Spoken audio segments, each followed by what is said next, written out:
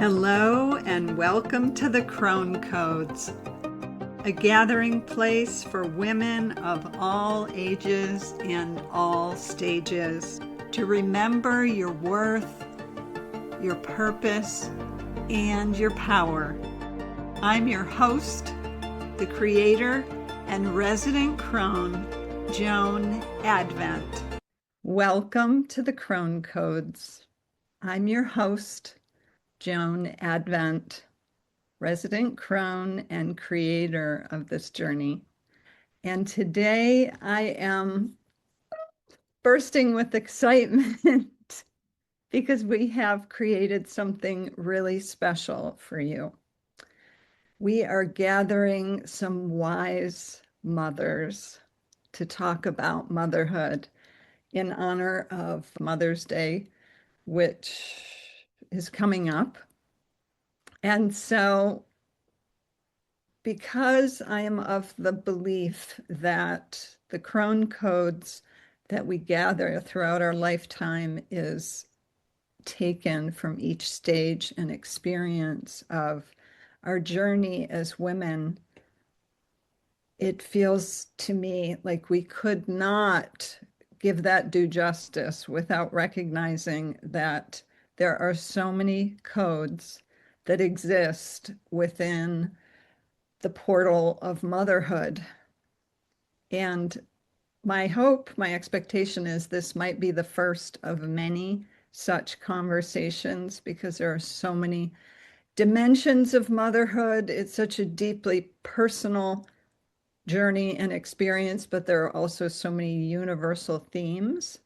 And so I wanted to invite these bright and brilliant and really devoted mothers to be with me to dive into this topic of motherhood. So I'm going to give them each a chance to introduce themselves and to tell us who they are mother to and when they first became a mother. And if there's anything else you want to add to that, I welcome you.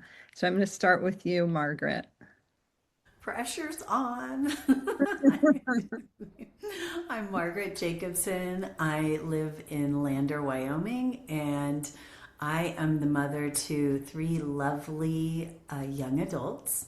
I became a mother in 1999, and I am mother to, well, this is part of the motherhood journey. He was gifted the name Wilton Edward Schultz, and now he goes by Eddie Schultz. And then my second was born almost exactly 2 years later. I guess it was more like 20 months or 22 months apart. And that's Maurice Schultz, and he goes by Maury. And my youngest is Caroline Pearl Schultz, and she was born 2 years after that, or whatever. Again, same 20 months. They're all about 20 months apart. So those are my lovely, lovely kiddos that I have, that I've raised, and that are off and on their own now. Yes, so they are the three that initiated you into motherhood. Exactly, 100%. Yeah. Yes. Yeah. And we'll go into all of that, I'm sure. Yes, yes. All right. Thank you, Margaret. And Katie, would you go next? Absolutely, yeah. So I am Katie Fusco. I am in East Sussex in the UK, and I currently have one child who's 8 years old, and his name is Barney. And I'm sure potentially it might come up that I'm in the midst of, do we have more? Do we not? So I'm in a huge, huge process and have been for some time around that question. Yes, and he is just beautifully sensitive, wildly intense, and just an absolute force of energy. And yes, so it's it's a yeah, it's just kind of an ongoing adventure and journey and awakening every single day. So yes, that's me. And so I first became a mum when I was 30. Yes. Yeah. Welcome, Katie. Thank you. And Jade? Hello, yes, I am Jade Orth, and I have three beautiful sons. My oldest is 18, he'll be 19 at the end of this year.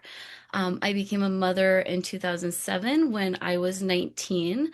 And then I waited, 8 years. And then Maxon came along, he's 10.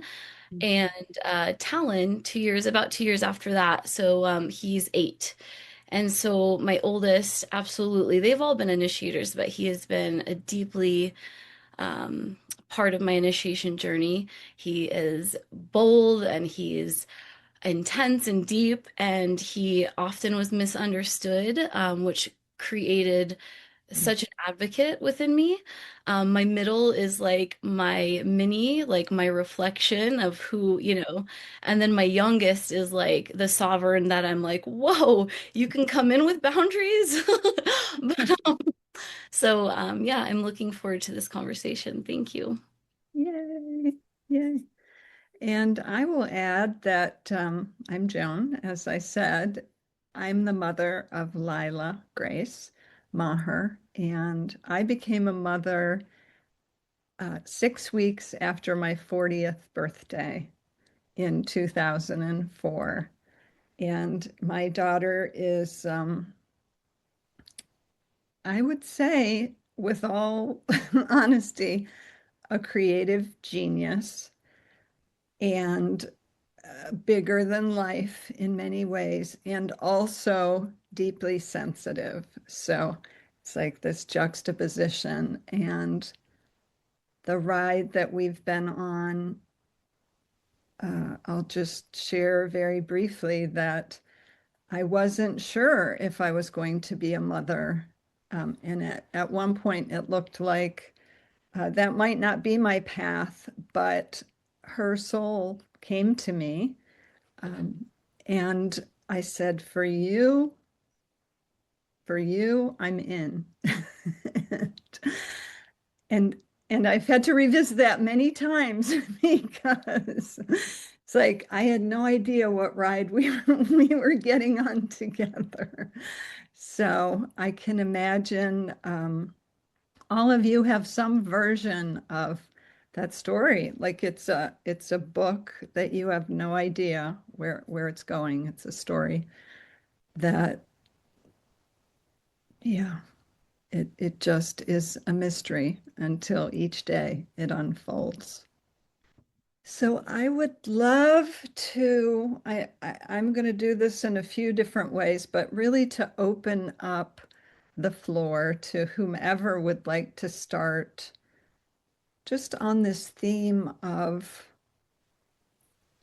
I do believe that there are so many things that we're either told or taught, which are helpful or not helpful about motherhood, becoming a mother, expectations that we come in with about how we're supposed to do it in any host of ways, whether it's the sleeping, the feeding, the crying, the any of those things. I would just love to dive in with that, just the start of like, what is it that we face when we cross that threshold of becoming a mother? Like, whether it's coming home with the baby or if you're birthing at home, having the baby arrive. So I want to just open it up and see who feels called to just dive in and go first. I would love to say something about crying, because as you were speaking and listing the plethora of invitations babies give us, I know for me, the crying, I could never, ever have been prepared for what would come up for me to listen to my baby cry. And I think, you know, we've all got our own version of this, but having had trauma in my own childhood, I was so determined that I was going to show up to motherhood and I was going to do it perfectly. Like, my child wasn't going to need to have any feelings. Why would my child need to have feelings? Because I was just I was going to preempt everything. They wouldn't need to get to that point. I'd worked with babies and children for years. And I thought it was going to be an absolute walk in the park. Like, and I really aligned myself with like the classical attachment style parenting.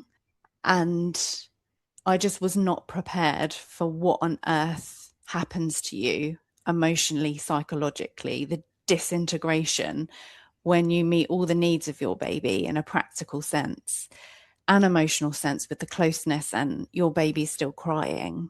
I found that utterly tormenting and torturous. And yes, it was just like it broke and shattered me into 1,000 pieces, which now on reflection, I can see all the enormous, wonderful opportunities in that. At the time, I cannot even put into words the excruciation that I was feeling. So yeah, I think that's what comes up for me when you really just own in on that initial, like, ta-da, here's your baby. Right. Yes, yes. And we're such great mothers before we have a child, you know. I've heard someone say that it's like you're an excellent parent before you ever have children, and then when you have children, it's like the most humbling thing I certainly ever experienced. But Margaret, did you have something? It seemed like there was something you wanted to. Oh, for sure. Yeah, who doesn't around? um, yeah, it was. Well, there were a couple things. The first thing was before becoming a mother, you know, it was definitely, I always wanted to be a mother. It was just something that I was striving, something that was, I knew intuitively was the most important thing that I needed for wherever I was going. And I definitely very consciously called my first in. And then it was very intertwined with the profession that I was in. I didn't at the time have a master's in health services administration, but I was always interested in other forms of medicine outside of Western medicine. And so at the time, you know, it was more referred to as natural childbirth that I was striving for. Now they would term it physiological birth. And that whole there was a couple things. First of all, just the whole experience of birth was super powerful. And there was, I ended up with a cesarean section. And so it was not, it can be traumatic for everybody, but it was traumatic for me in a very specific way, in that it colored so much of my life. I did not know, nobody was really saying that there could be cesarean trauma at the time. There was postpartum depression, which of course I was like, no, there's no way I have that, you know. But I definitely had major birth trauma. And I felt like there was this, I used to refer to it as the purple haze that just came around the house. And it felt very thick and heavy, and I couldn't understand why I was so sad and confused, and I was really angry. I was angry that nobody told me how hard it was going to be.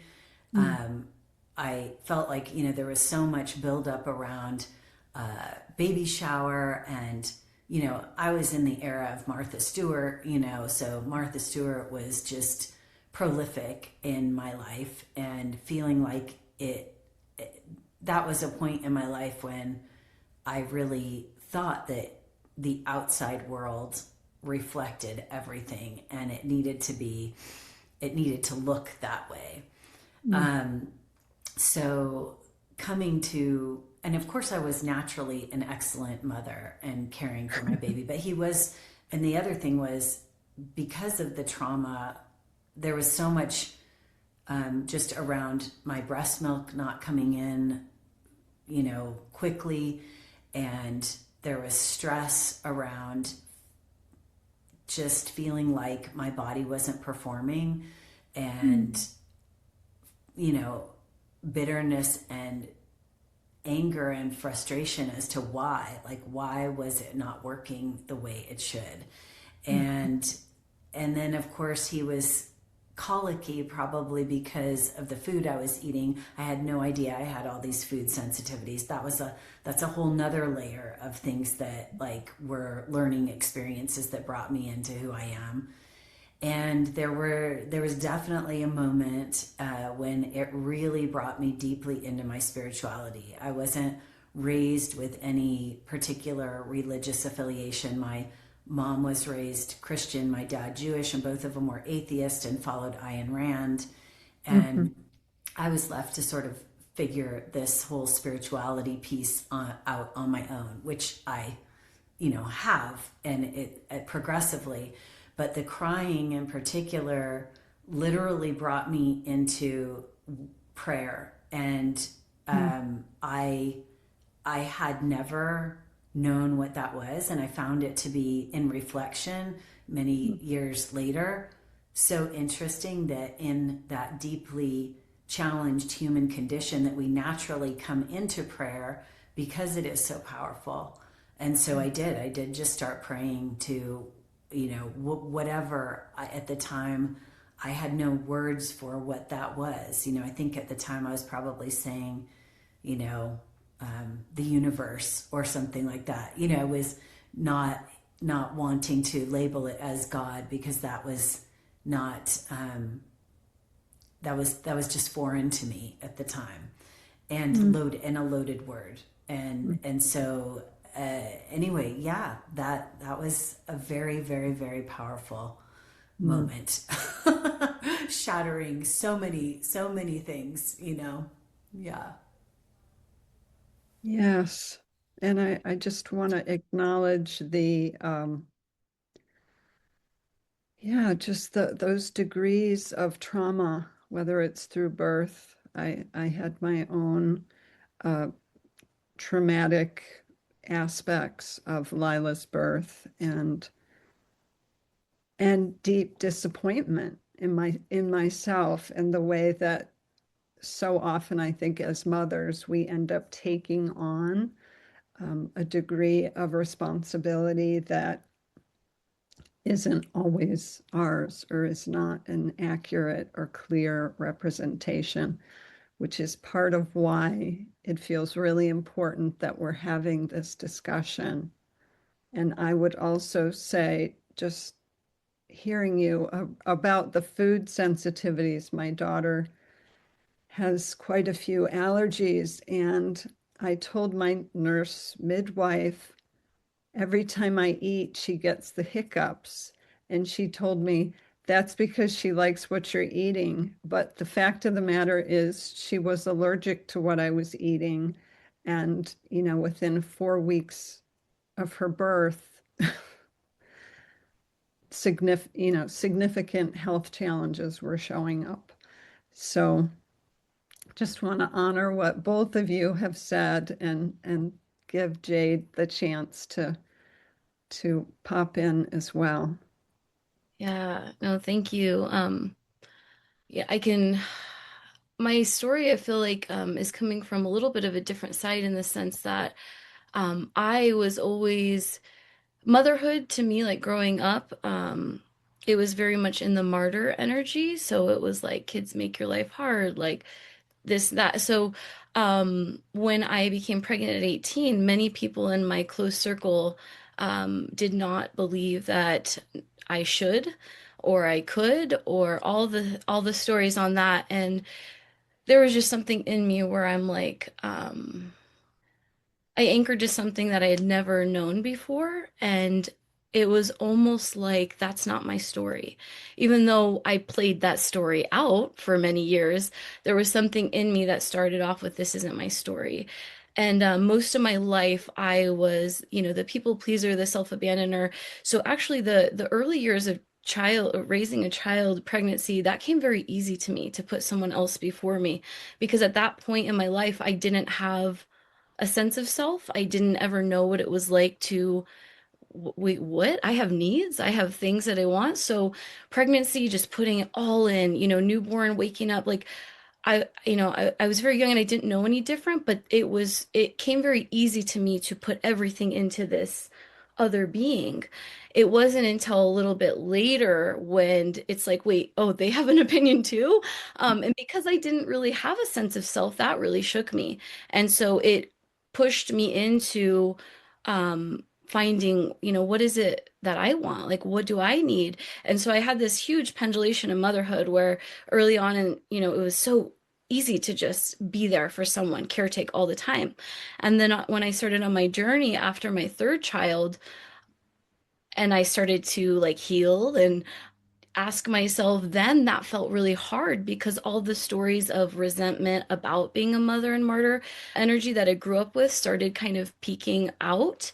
And it wasn't until honestly probably about 5 years ago where I was really able to find this balance and harmony of like, oh my gosh, this is my path, this is what I want, and it felt really integrated.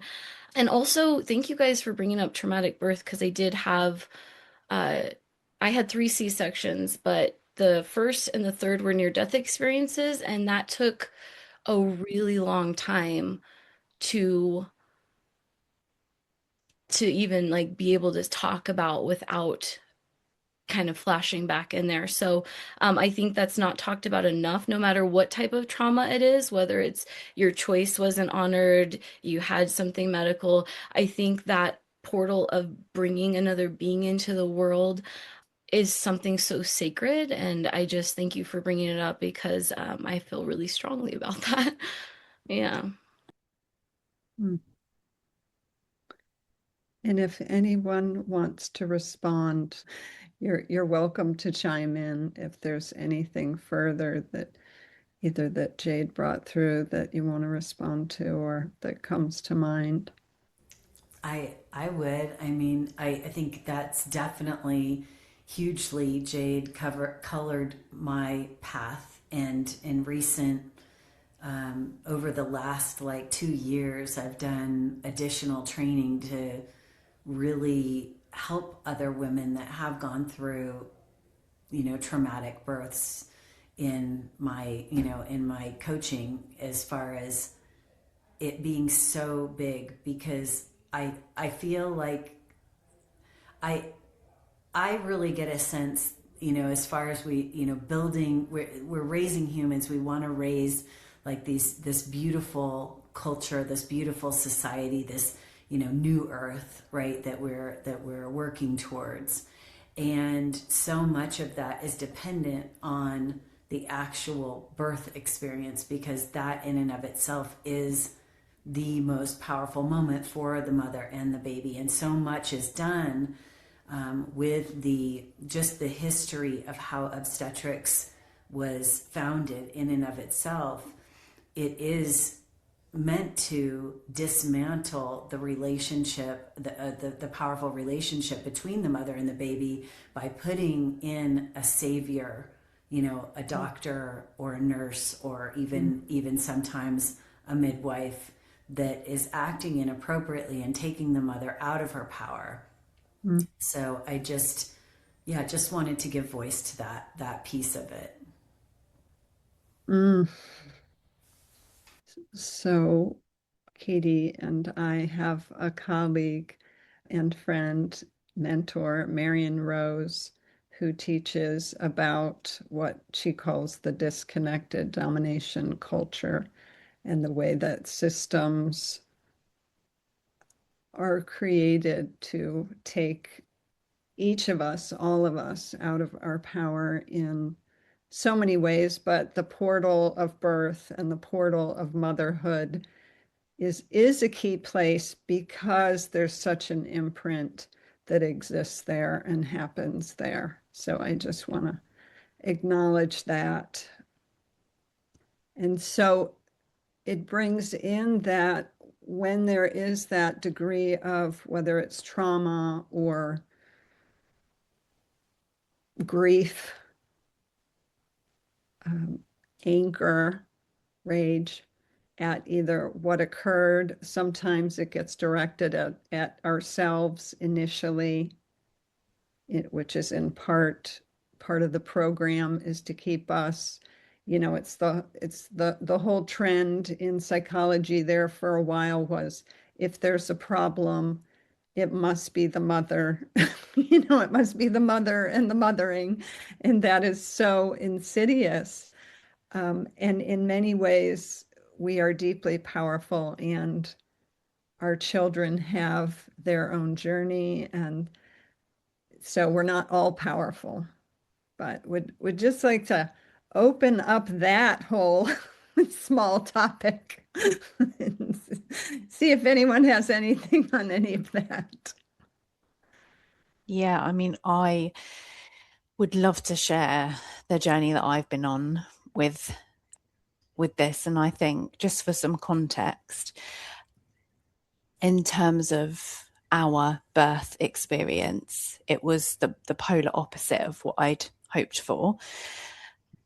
I say hoped for, if I'm being really honest, at the time, absolutely convinced myself like I could tell my body to do and it would do it, like I was a robot.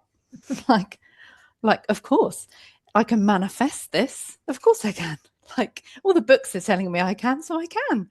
Didn't for 1 minute think that it might be impacted by like the healthcare professionals that were around me. And I think that was a huge, for me, I came out of that experience. It's quite hard to connect with now because I think I've worked through it in so many different ways, but felt like such a catastrophic and apocalyptic failing. I convinced myself that I'd ruined and spoiled this baby's life. Because again, I'd worked in that field. I'd seen all the research, all the most up-to-date research about what happens in utero, the birth experience, the 1001 critical days. And I absolutely spiraled. And I won't go into it in detail, but I very, very soon after birth actually had a psychiatric hospital admission. I was so incredibly traumatized. But interestingly, kept being told that I had postnatal depression. And I kept trying to say, this is not depression. On reflection, I now understand it was more symptomatic of PTSD. But I have been on such a long journey with the guilt, the crippling, just toxic guilt, that I realize now we are set up as mothers to tell ourselves that we're not good enough from the very beginning. Mm-hmm. And I think to have the realization that actually, like, the guilt doesn't belong to me. Really, it's grief. But I was so terrified to allow myself to drop into that, because again, our culture tells us like emotions will consume you. They're dangerous. Like you need all this medication. You need all of these modalities to save you from yourself. Whereas actually, again, it's just a trap, because as women, if we spend our times trying to numb ourselves, sanitize ourselves, inhibit ourselves, then we just cannot connect to our power. And I think, I would just love to say that piece around the guilt and the grief has been so transformative for me. And I even had something come up, full transparency. We've actually had a really horrific day in our house today, the worst day in a really long time. And I noticed this huge surge of grief. It almost felt like vomit, like come up. And I was like, what am I actually feeling in this moment? Like, and to work through the guilt and the shame and the clouds and the mist and I was like, I feel such deep despair and grief that I do not live in community. I feel so alone.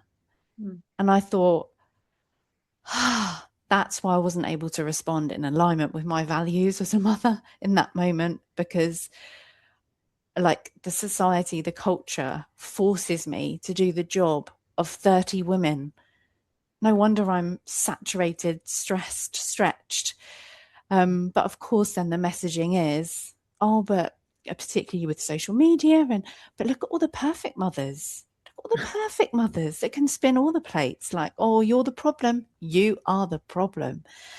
And I think this is something I feel so, so passionately about, because it chips away your relationship with your baby, your toddler, your child, your teen, your adult child. If you are so consumed with your sense of not enoughness, they can start to turn away, because we just become like this symbol of dark, bleak shadow of shame. So I think, and I speak all of this completely non-judgmentally, and as someone that has lived this, continues to live this, continues to struggle with this. My child's still very young, so I'm really finding my way. But I just think I really wanted to name that. Like, the guilt does not belong to you. Like, say no, put your hands up, say no to the guilt. The guilt is not yours. Oh, yes. Let's just all do that for a minute. Let's just no. Like, no. Like, I reject that. Like, I reject that guilt. It's not mine. It's not. Thank you for naming that, Katie. Whew. Anybody else want to chime in, or having thoughts come to you as we discuss this? And I want to give Jade a chance too if she wants to. Okay. Um, I think that was, you know, that piece of that martyr, you know, of giving and giving and giving is a huge piece too. And I heard you say that, Katie, and I really just want to acknowledge that, in that, yeah, I basically did that to a place where I felt my health was deteriorating unbeknownst to me. Like I thought I was fine. I thought everything was good, you know. And when my kids were, I guess it was roughly two. My youngest was 2, so they're roughly 2, 4, and 6. And somewhere in there, I started realizing that, well, I mean, there's a lot of pieces of it, but I started realizing that there was something really unhealthy about my partnership as well, to bring the partnership in. And there was things that were unhealthy for me, but there were also things that were unhealthy for the kids, emotionally, and physically and emotionally. And also, I was not taking good care of myself, because I was sacrificing everything for everybody else around me. And so I ended up getting diagnosed with Hashimoto's hypothyroiditis. And that was a huge moment for me. I ended up doing, you know, food sensitivity tests and all of this. And it really brought back to me how important it was. Like, I was this pivotal piece. I didn't really understand the mechanics of it as I do now, more really, really having a knowing that the womb itself, that the uterus and the womb, all of it actually is a technology that does hold space for the entire family, as mothers, as you know, siblings, as daughters of the family, that we are actually keeping tabs on everybody. And so taking good care of ourselves is so hugely important. And once I did start realizing, it wasn't just that the way the blood work came back, it was such that the dietary issue, I had to be super diligent. I actually ended up I have celiac, which genetically, and I've just been off of gluten, dairy, and eggs for, I don't know, like roughly 15 years. And within 6 months, the Hashimoto's completely turned around. But it was this practice that I basically knew that every bite and every sip of everything I was taking was crucial to me maintaining my own health, and that was the most important. And then of course that whole practice sort of fed on itself. It was, what am I thinking? What am I feeling? Like, how am I attending to these things, and how are those frequencies reverberating in how I am affecting everybody around me? And it was like the more I allowed myself to rest, and the more I allowed myself to care for myself, the easier all of these other things got, you know. And granted, my children were getting older, so some of this became a little easier. It definitely was something that I probably, just because of, like you were mentioning, Katie, like not having community and lack of help and resources, you know, I just was depleted, but and I couldn't manage that. But this was like a huge part of the mothering journey. So yeah. Mm, Jade, yeah. I love what you're saying, Margaret and Katie, to actually kind of speak to both of those things, that, the grief, or even how the mother really holds a certain template in the household. Like, it's undeniable once you really start to attune to that. But it was really interesting because even talking about the grief, I had to allow myself to feel the grief of what that meant for me. Like, at first I felt like that it was this Mount Everest of a task. Like, why is it like, why do I have to be the one that's regulated? Why do I have, it was very much in that why me energy. And it was really important for me to feel that instead of trying to push it away, because I knew, like, it sounded selfish. Like, it sounded like all of these things I was told that I didn't want to be or didn't want to sound, but I really had to allow myself to feel it and grieve. And then I got to rise up in this empowerment of, like, oh my God, what a get to, what a sacred responsibility. And how do I hold this and be with this in the best possible way? And don't get me wrong, like, there are days where it's like allowing room for all of it, right? The grief, the gratitude, the gift, the anger sometimes of how society is, where it's like, yeah, there are still days, even though I know it's such a gift, where I'm like, F this. Can I throw in the towel? But I think that that's part of allowing ourselves our grief and our the space for all of it, so we can really kind of be that energy where we are cycling through. We're not pushing parts of us away, so we really can be that anchor. Because I have noticed that the more I hold it as like a sacred responsibility while not abandoning myself, the household really does thrive. And when I don't feel supported, or there are weeks where, my husband travels out of town, so most of the time I'm doing it by myself, working, and then the story gets right, and then I get, and then watch the household like go through this whole tornado. And it's like, okay, I'm gonna forgive myself for being human. That was like a huge part of because yes, the grief of the expectations, what we're told, all of that. And sometimes the grieving of, like, yeah, there are certain times and seasons, even a few years, where I didn't show up how I want. And I can grieve that. I can grieve that for myself. I can grieve it for my children. And can I forgive myself for being human? And that's always what I come back to. Because yeah, there was like a couple years where I was really deep in this self-healing, self-development, getting psychology of birthing order, like all of that, where I was like wanting to be exactly who my oldest, who's a life path one and a Scorpio, like all the different things. And then exactly who my middle. And then it's like, no, Jade, like, you can use those as tools to be mindful. And I have to just be who I am. I can't, shift for each of them to give them this perfect experience, because it was not happening, and I don't know a single mother or child who's had a perfect experience. And so I think for my journey, it's just allowing all of it to be true, um, exactly how I need to feel it and be with it. So I don't know if that made sense at the end, but Very much. Can Very I much. say something else Yeah. on that? Yeah.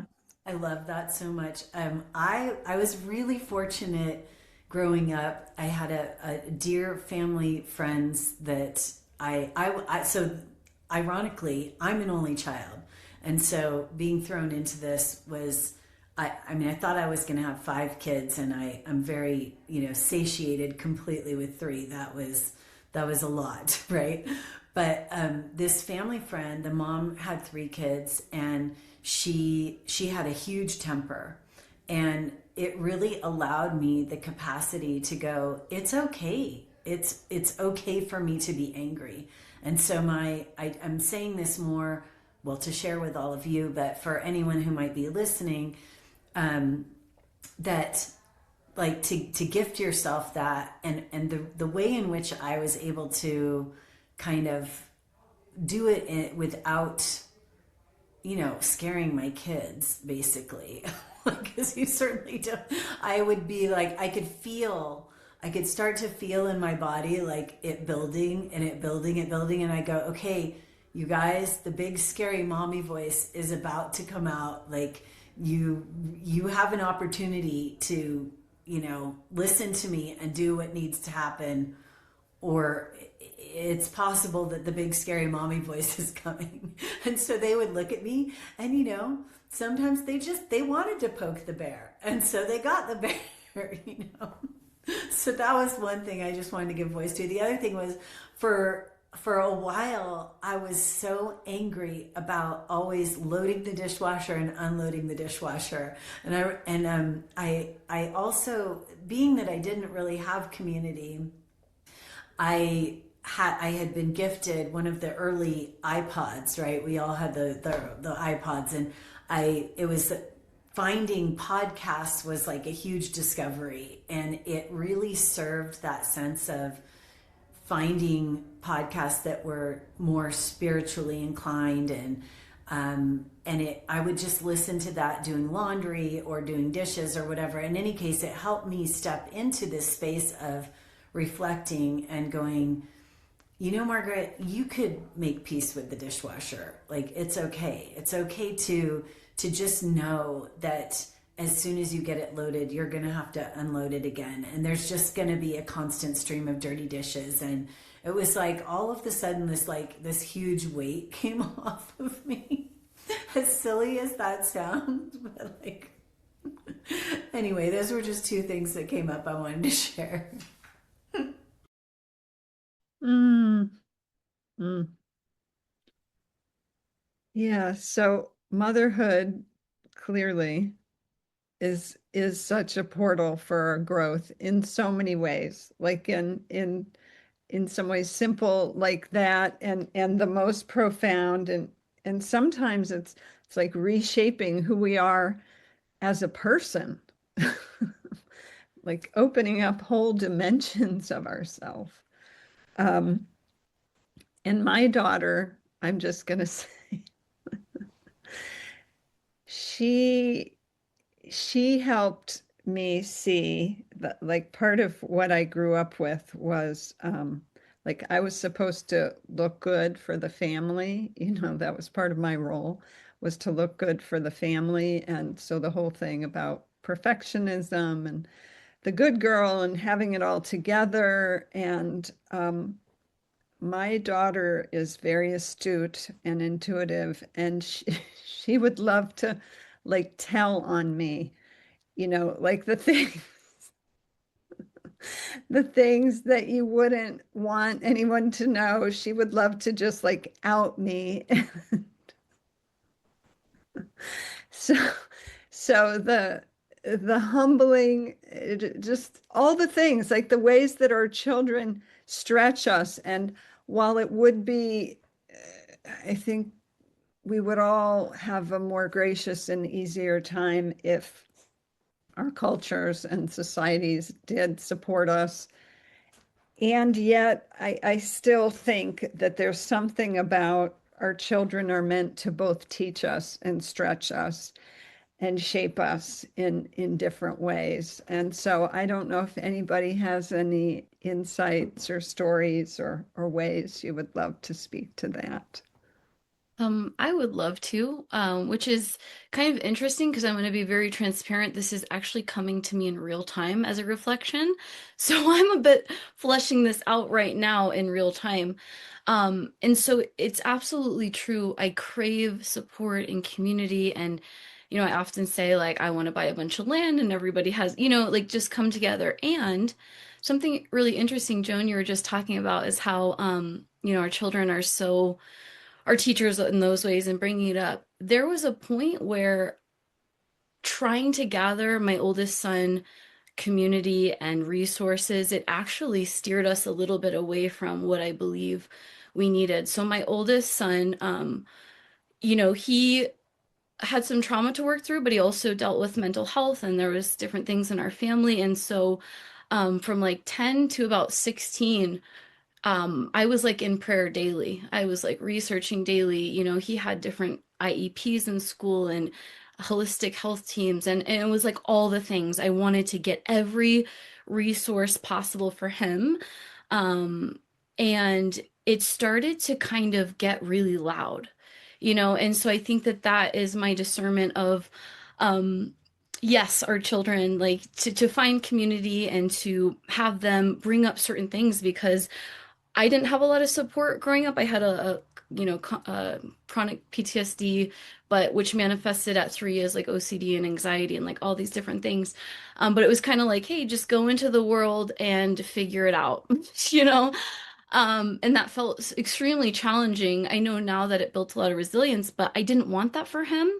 But I think that that was the shadow, right? I pendulated to, I didn't have anything, so I'm gonna like overdo it, and over advocate, which I started to see that I wasn't giving him the opportunity to advocate for himself. So I'm bringing that up in real time is that I can see that as a shadow where I've obviously visited that before as reflection, but I'm seeing it in this whole other way of like, oh my gosh, I want to be really discerning when I say I want community and support and resources. It's like, oh, I want the people that are, it's just something I'm reflecting on. So I just wanted to share that. Thank you. Yes. You, if can I clarify, just to be sure I'm understanding you? Is it that you're wanting to call in the supports that genuinely feel supportive, or is there a different quality you were trying to articulate? Yeah, so what I was really understanding, thank you for that, Joan, is there's something about community and support when there's not a level of fixing, right? It's, oh, something's wrong, we need to fix your kid, we need to fix you as a mother, there needs to be something that like has a resolution. But it's like the support of this is really hard and we're all human and nobody really has all the answers. So can I feel supported and witnessed and loved? And can the child feel that? And so that's what I'm getting really clear on is a lot of witnessing and love without judgment and quick to throw in answers, right? It's like a child has something going on. Here's a diagnosis. Here's 5 of them, and here's 5 ways to fix it. And I think that as a mother too, right? It's everything, even scrolling on, here's how to do this and here's how to do that. And it's like, okay, cool. And can we just like take a moment and, not feel like we have to fix something right away? So that's my clarity. Thank you. Yes, so part of what I'm hearing is pressure, like a not wanting community that feels like added pressure, like whether it's input, opinion, should, here, let me, like, I have a solution for you, anything like that. It's, yeah, amen to that. Joan, I think that that really brings us into um, a community that supports us coming into our own intuition as mothers. That really, that's if we can support each other without judgment, like you're suggesting, Jade, you know, that really does allow a mother and a child to really intuitively figure that out together, you know. Yes, brilliant. It's like the safe cocoon to turn, the chrysalis situation. If I just got that visual, Margaret, when you were speaking, it's like that community support, that containment, that safe space where they can kind of start to figure it out together. Mm, yes. And I don't know, I, I guess what I would say is just the community aspect and that place where it's safe to just be who you are as you are, feeling whatever you're feeling, without judgment or a need for you to be any different. That is a sacred thing as a mother. I mean, as a human, it's a sacred thing. But as a mother, because of the unique role that we play, and I'm remembering because I didn't have family nearby or family support. I'm remembering how I was able to connect like with other mothers who were, we'll say, in the thick of it with, with me, with us, where we were kind of comparing notes, so to speak, and how do we do this and how can we have each other's backs. And so it is big. And I just want to say something about the whole comparison culture that I think threads through humanity, but being a woman, but certainly around motherhood, and whether it's around birth, whether it's around what you named, Margaret, that the Martha Stewart, or the like the the kids with the bow in their hair and the pretty outfit. And I don't know how that happens, how they stay put together in those ways. Um, but just that whole thread of whether it's having it together or ways that we can, even women who have done, like whether it's free birthing or, there's a whole movement in that way, or the birthing in the birthing tub, and there can be this very subtle layer of there's something wrong with you if you know if you don't do it this way, or if you don't have success in this way. And I know for me, that was part of, I had my own expectations, not just around birth, but around everything. Because, for example, my daughter had some challenges as well, profoundly in like middle school into to younger high school. And all the people on Facebook and Instagram posting all the happy things about their kids and the proud moments, which don't necessarily want to take that away from someone, but the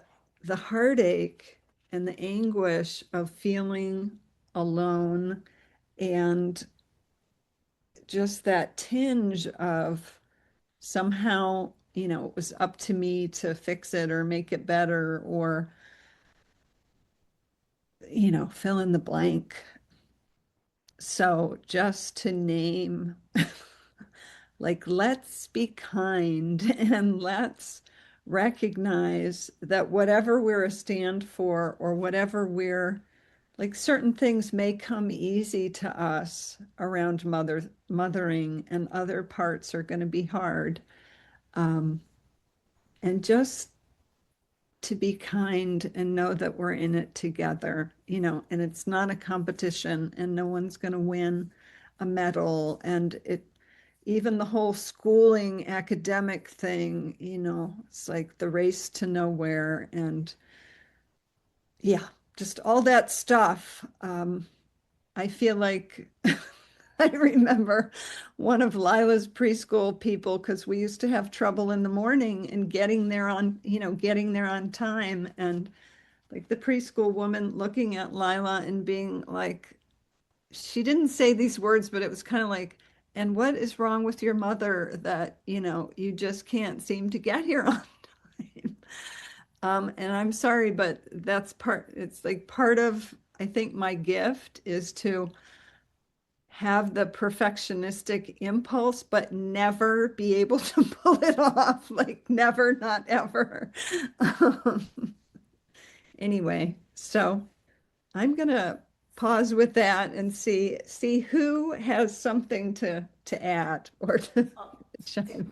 Katie, jump in if you. I don't want to keep you out of this, but I did want to add. Do you mind or? So yes. Oh my goodness, Joan, that's such a big one. I actually ended up being a single mom for many, many years, and so there was a lot. In fact, I couldn't even own being a single mom because I felt like I was being supported enough by my family that I couldn't mentally even, I didn't want to even use that as like an excuse or something like, and yet I was just dying, and it's a long story. It was a very tumultuous divorce, and there was a lot of things and choices that I had to make to actually protect my kids with concern for their physical safety. And there was so much judgment in the community in which I lived at the time. Like it was ridiculous. It was one of these communities that fairly well-off community, where everybody had, insane houses, and we clearly didn't. The home that we were living in was an inherited home from my ex-husband's family, and it was just like no one. When you go through a divorce too, and you're in a community like that, it's like you're sort of a leper. Like it's contagious or something, and nobody wants to, associate with you. And so there was this additional pressure, but basically it allowed me to just say, F it, basically. I don't care what you guys think. I'm going to do it my way. I already know these things are important. And there was one event, the kids were all in soccer at the time. And I don't know if your kids have been in those kinds of intense leagues or sporting situations where there's this huge expectations of your children, which is just ridiculous, and it was like, I feel like it was like Mother's Day, and there was like an extra soccer tournament that was going on, or it was some weekend, special weekend. And I was like, there's no way we're participating in that. I don't care how important it is to the kids. Like, it's way more important to do something with the family. Like, they need to understand that family is important. And oh my God, I had the coach coming down on me. I had the assistant coach who was also a single mom, coming down on me. And I was like, I honestly don't care. Like, my kids are not going to be there. We're going to be with my parents. We're going to go watch the monarch butterflies, and in Santa Cruz, and we're doing our own thing. And so I just want to give voice to that. Like, again, this, in going back to your own intuition and being able to, break free from these molds that the society and the culture is putting on us. Like, we still are in this period where we don't have the community that we clearly are craving and that we want. And we're in the middle of this tumultuous time of building and creating these things. And so in this period, really, as moms, we have to step in and just be fierce and be bold and be courageous and, and just act in alignment with our intuition as best, as best we can. And yes, there are going to be repercussions, like, but how big really? Like, people, trust me, I've been through a lot. Like, I've been through so many things, with court battles and, all of this stuff. Like, you do come out the other side. And so I would just say also just remember that you're playing the long game. Like, you're not playing the short game. You're playing the long game in this mothering. Like, this isn't like a short term, I need to look good, and when everybody shows up for school the next day. Like, who freaking cares? It's our, what are your kids, how do your kids respect you? Do your kids really, not even do they respect you, but are you doing things so that your kids can respect themselves? And can they learn to honor themselves? And that to me really is the crux of motherhood, is teaching the kids to honor themselves, to honor the body that they have been gifted and that they have also co-created. And if we can teach them to honor that, like, we're doing great, Yes.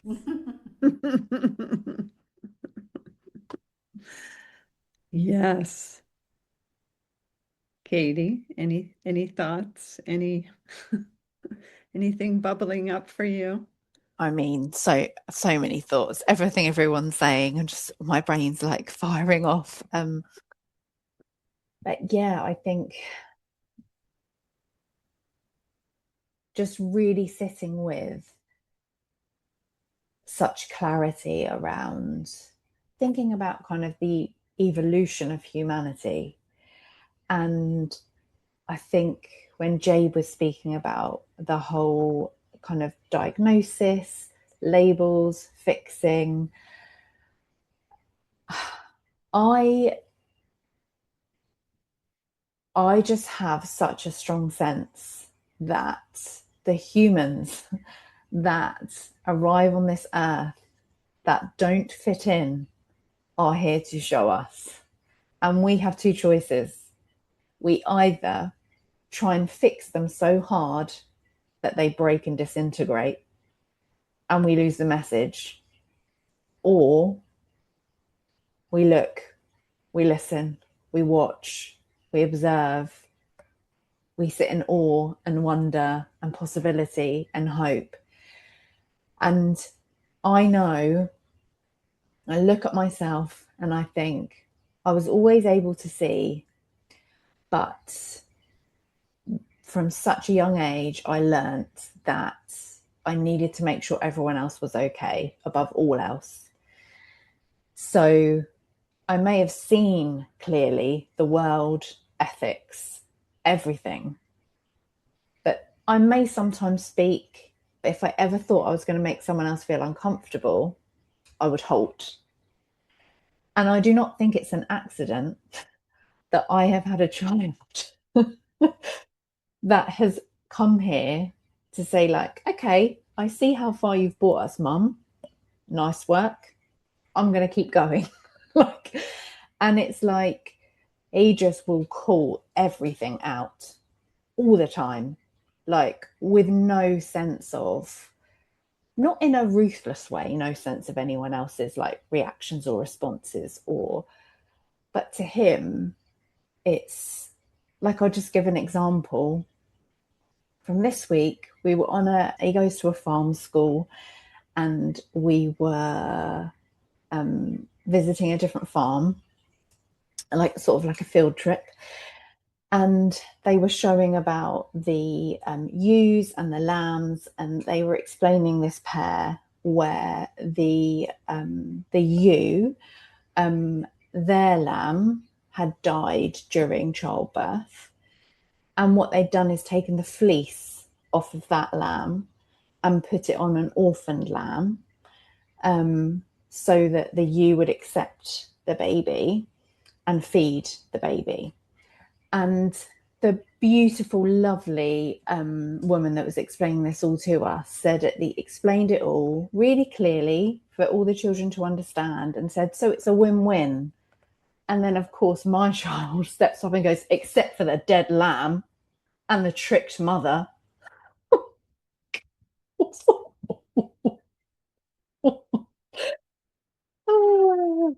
like, and I just like, I'm laughing because he says all of the things that are in my throat but don't come out because of the conditioning and the filtering and the censoring.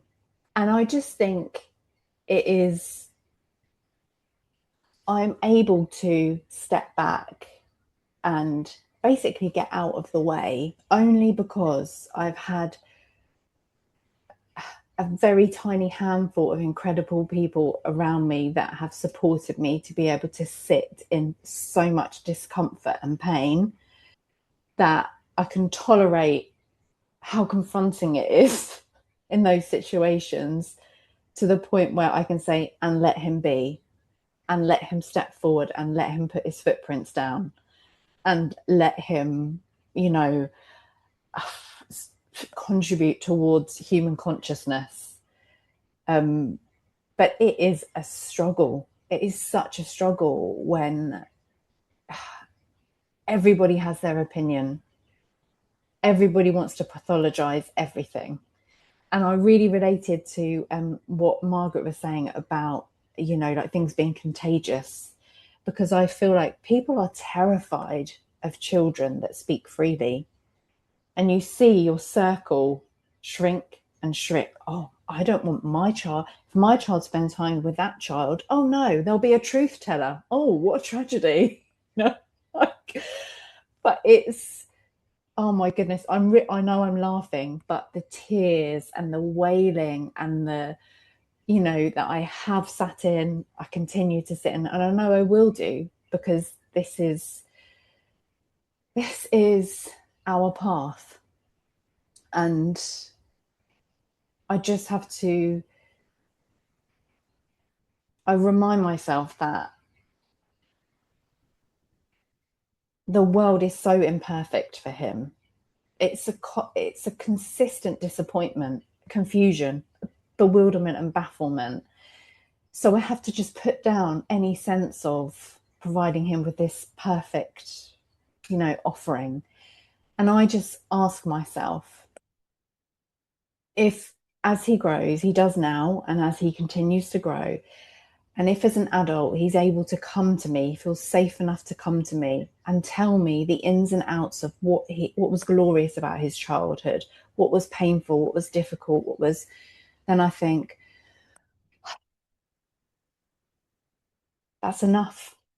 Like, if he feels safe enough to come to me and I'm able to sit in that and listen and be like, tell me more and what else, and tolerate that pain within myself, then I kind of ask myself, what more could I offer him, really? But it is so hard when you come from a place of trauma yourself and you so want to protect them with every fibre of your being. And, you know, when they're really little and you start to feel them, like, I always imagine it like an invisible umbilical cord. You can feel it stretching and tugging, and you get those first examples of someone's caused them harm or hurt and you can't control that person. I remember that felt just completely, I didn't know how I would survive that. So it's just so big. It's so big, isn't it? But I just see his wisdom. I'm in awe of it. And if I'm honest, initially it scared me. And now I'm able to just celebrate it at every single opportunity, with obviously sometimes they're like, oh, wishing the ground would swallow me up. Oh. Oh, so beautifully said. Yes.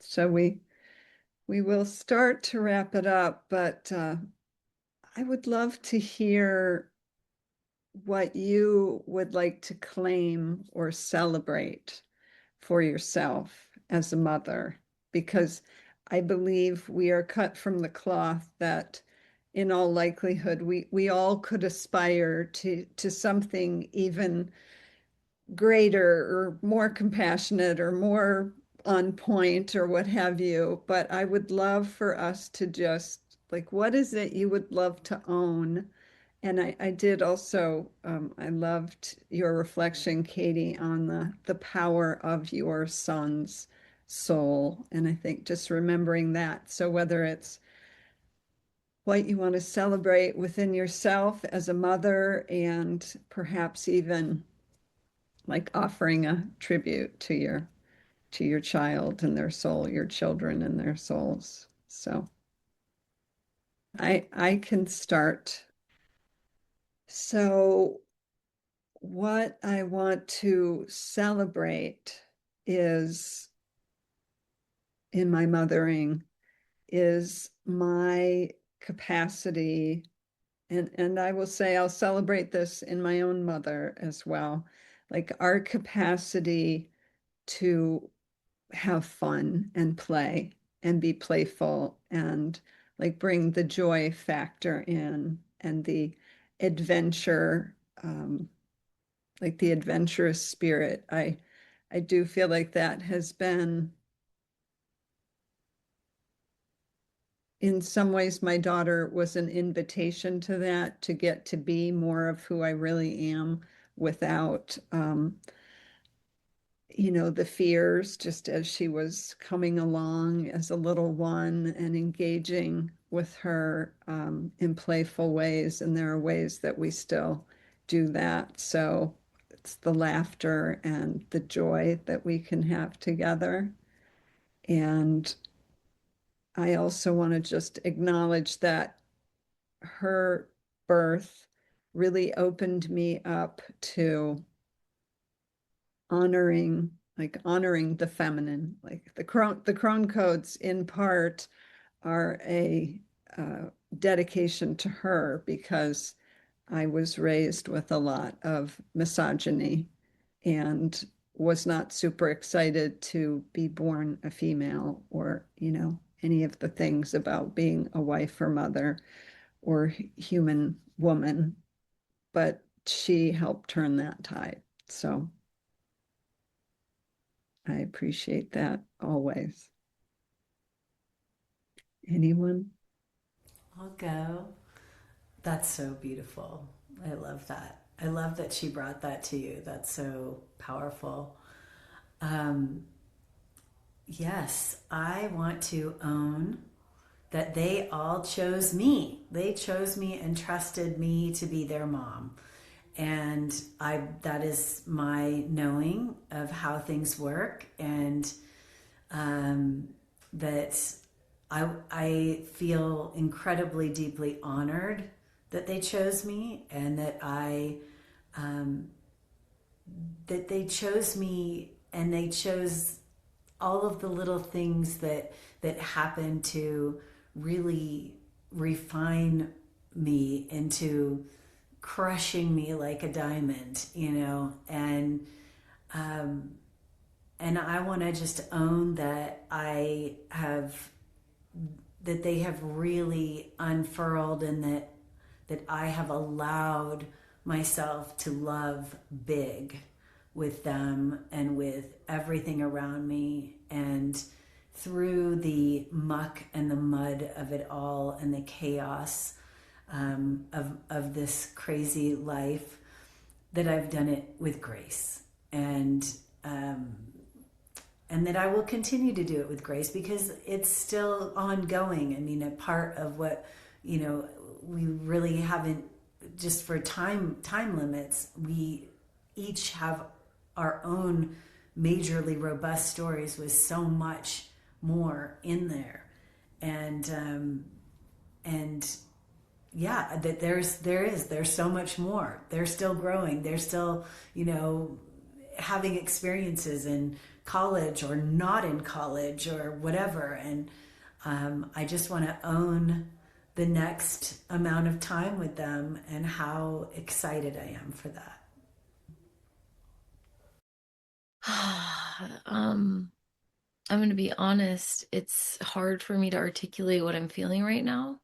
That invitation of owning that, but also celebrating. Like it's almost like an overwhelming sense of like tears that want to come forward, in the most beautiful way. Um, so what I will share is that each of my children have continued to invite me into presence and authenticity and honesty and being, that I'm really reflecting on how beautiful it is. There was one point in my life where I didn't know what it was like to be present or in my body for longer than like 5 seconds.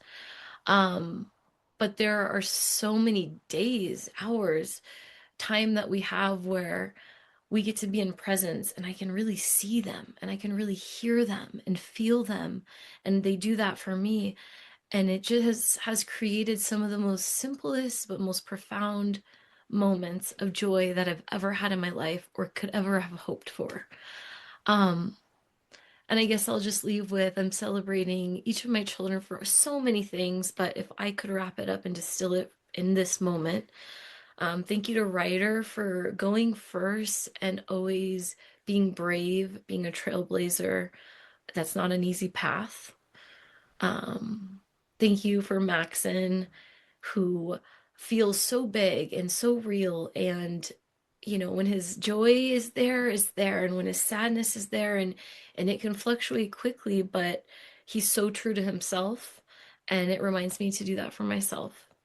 And for Talon, for honestly just being so deeply attuned to, he sees so much, and that's a lot of crystal clarity to hold often, and it makes me, invites me to do the same. So yeah, that's a little bit about that, but I'm celebrating all of us today, because I think it's really powerful to come here and reflect on our journey and our children and all of it. So thank you, Joan, and thank you, just everyone. Katie, is there anything you want to go? Yeah. I think it's so, it's just so deeply moving to hear everyone like offer tribute to their child or children. Um, and I think for me, I feel like I guess there's two things. One is that the first time I haven't been able to run away has been becoming a mother. Everything else in my life that I ever felt uncomfortable or threatening or difficult, I would leave. And I'm so grateful for having had the opportunity to stay and to continue staying, and all of the places that's taken me within myself that I didn't even know existed. Like, I don't even feel like I knew myself before. And I'm still absolutely getting to know myself. And I think the other thing is I'm just so speechless about how unapologetically himself my son is. Like, it takes my breath away, and it inspires me every single day to remind myself, like, I am enough. And not just I am enough, like, we are all like spectacular in our own way. And I just, every day I spend with him, I shed another layer, and it's so freeing and it's so liberating, and it's also so scary. And I don't always get to do it at the pace that I would choose. um, but yeah, I think those are the kind of the two really clear threads that have come through from this beautiful conversation today. So thank you so much, everybody. Thank you. So I again want to acknowledge that motherhood, this is the crucible of motherhood. It can't help but transform us, particularly if we are willing to yield and be transformed. There are so many gifts that come from that. And I know that each of you, or I believe, we'll say, I believe each of you and the work and the presence that you are in the world is in part informed by motherhood and what that journey has brought you.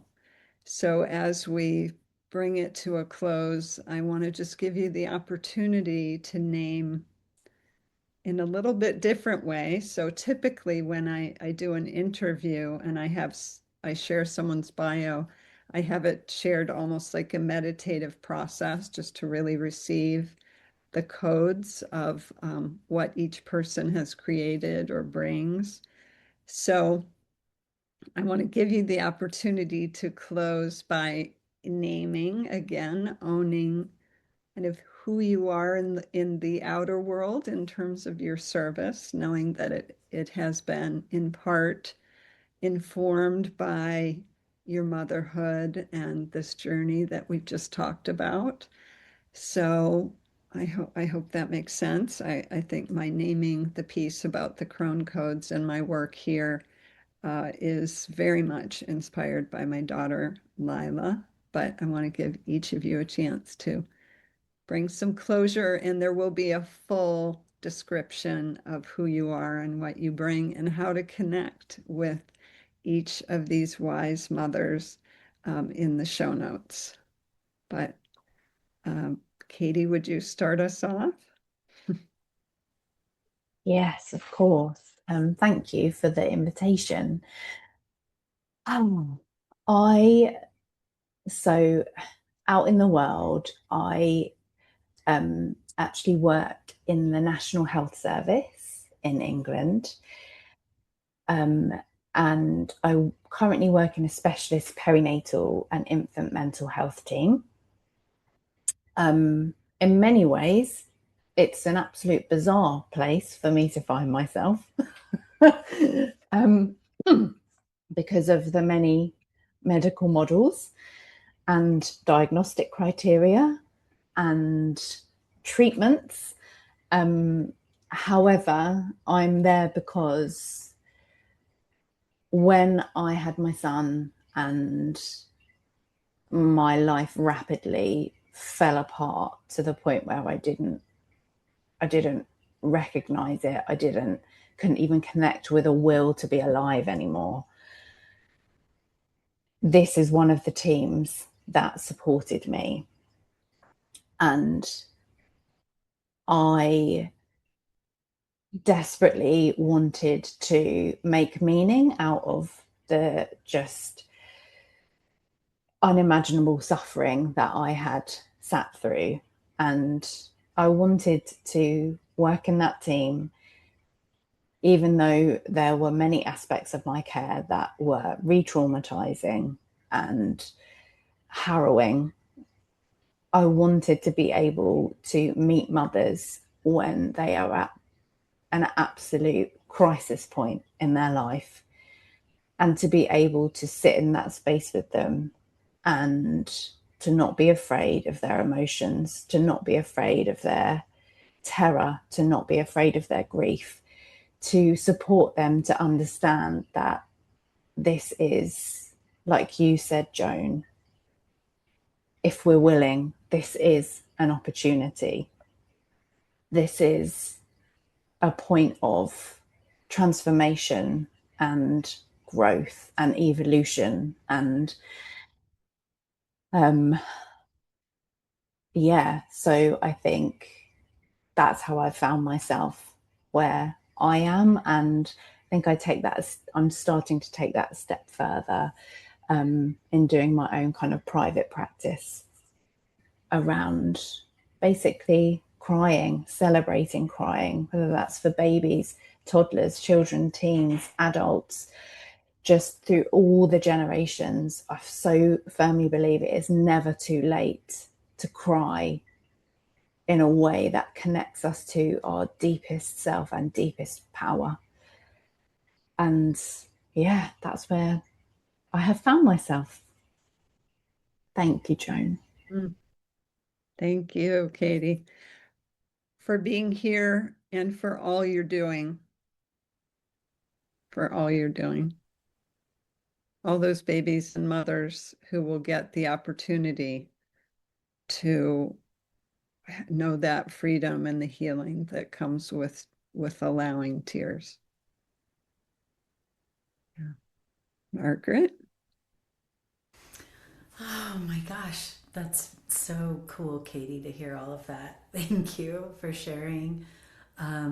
So I actually go by the Mother Rising, and I'm the host of the Yin Care podcast, as one of the sort of side pieces to Yin Care, which is the women's health line of a bigger health services umbrella project that we have under our overarching company, which is Yao Company and Yao Clinic, which is really focused on Chinese medicine, which is what my husband does. And so with women's health, I really help women step into their own sovereignty through reconnecting with their own intuition and guiding their own health creation journey. So stepping out of this idea of and this definitely connects with our clinical model and working with practitioners that we have. We have a whole network of practitioners, and really helping them to really reframe the instead of it being the patient, but really, and there being this separation, is really knowing that we as men and women are our own best primary care physicians, and stepping into our own sovereign health choices in that capacity. And within that, really, again, coming back into their own intuition. And for women, I focus on really coming into your own womb wisdom, and specifically related to some of the things that we touched on today. One of the ways in which I do that is a newer model. I have recently gone through actually a perinatal advocacy training, but with some of these other trainings, and through the Free Birth Society, their Radical Birth Keepers training.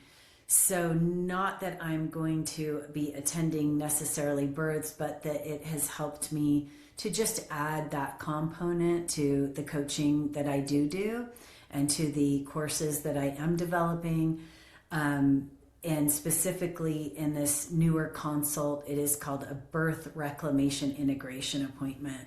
And that really is to take these experiences with birth and really looking at what transpired, because as we have discussed today, the birth experiences linger with us forever. And so stepping back into those spaces and really looking at what happened, and how we were able to hold ourselves, and what the outside forces were that played into that. But as you said, Joan, you're going to have more of the description. It's a little hard for me to go into all of that, but that is me and who I am in the world. So thank you for this opportunity. I'm just so grateful to be with each of you as mothers. I'm so honored to be, Joan, that you invited me, and to be here with each and every one of you. It's just been such a joy. So thank you so much. Thank you so much. So what I out in the world, and at the core of what I believe in, is I really want to be a community builder and an advocate for children, but also families. So for a long time, my Instagram has been Jade and Family Alchemy, and I wasn't even quite sure. Like, I knew all the things about what I wanted, but it's brought me into working at a nonprofit doing foster and adoption licensing and specialist. And so for me, working with children and families, and, we know how hard it is to be mothers and to have families. And then you take these really unique situations where these children are coming from like broken families, and oftentimes moving around to different families, and well-intended foster parents that are all of a sudden getting thrown into a family dynamic with these children or their very own people, like what we talked about. And it's just a very, very tough system and situation. And I oftentimes have to remind myself that I can only do what I can do and try to continue to support these families and these children and find these bridges. Obviously, I have some really lofty goals where I want to completely change the system. If I could have it my way, there would not be a foster care system.